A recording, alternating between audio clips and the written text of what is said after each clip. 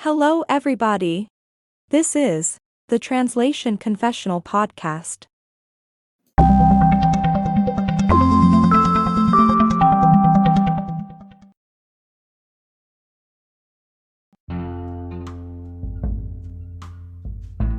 Email is dead. Long live the email. Do you remember a time before emails existed? Well, some of us do. Back in the 1990s, people used a dial-up internet connection to get online and check their inbox. It was an exciting time, when distant communication went beyond phone calls and conventional letters. Calling someone on the phone, especially long distance, was expensive and sometimes inconvenient if there were time zone differences, maybe even a bit intrusive. Writing a letter and waiting until it reached the recipient always took too long. So emails were the right balance between convenience and immediacy, even though people were not connected to their inbox 24/7 back then. Having an email address meant that you had a mailing address online, which was definitely innovative. You could write to people on the other side of the world, including both clients and colleagues. You could send your resume to potential clients who are not in your immediate region, or reach out to experts to get answers to terminology questions, in case you could not find a specialized dictionary at your local library.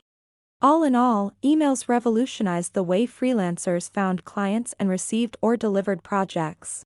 Of course, there were limitations as far as attachments were concerned, but simple text documents could be sent out easily for us to work on. As technology started to evolve, so did the way we communicate. Instant messaging and discussion forums became popular as people got cable internet at home and could stay connected for longer periods of time, and at more affordable prices. Then came social networking, and you didn't need to email a message out to one or more recipients.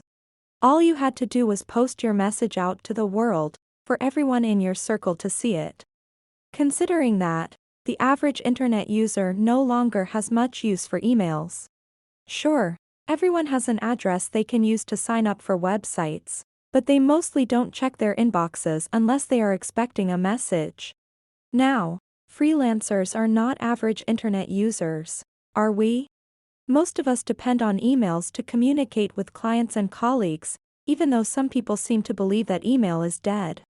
Well, how do we interact with clients nowadays? Some clients want to use messaging apps to coordinate projects. Others are fine contacting us through LinkedIn, where they can send attachments through private messaging, or even a link to a cloud site where we can download the original files. Some even use Facebook or Twitter, at least when trying to establish the first contact.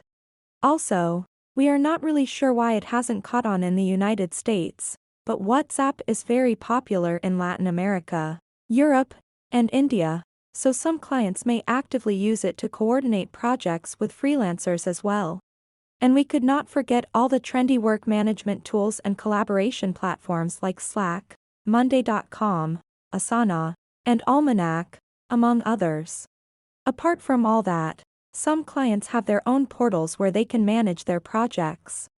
Freelancers must sign up for it, set up their professional profiles, and then receive alerts, most likely by email, in order to accept or reject a project request, download the files, and submit their translations.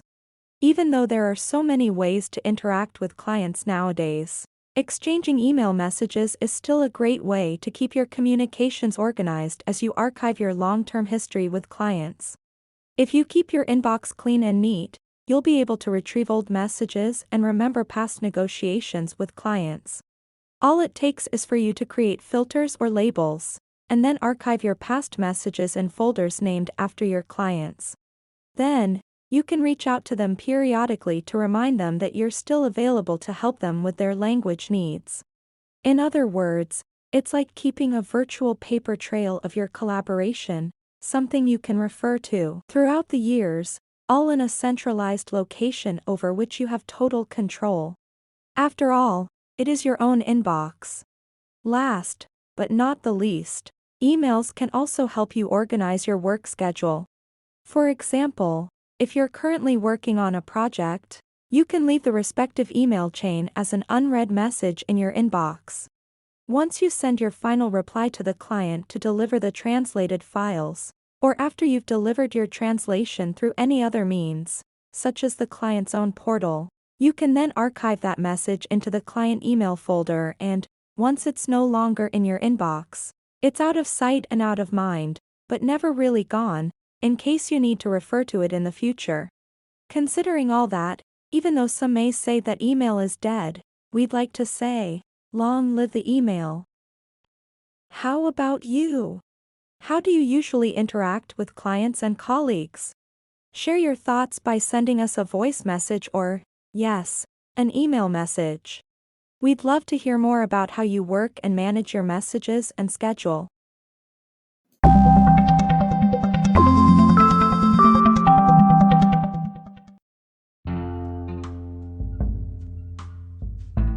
Did you like this episode? If you'd like to share your thoughts by leaving a voice message, click the link in the description. You can also send us an email using the link in the description. We look forward to receiving your comments and ideas.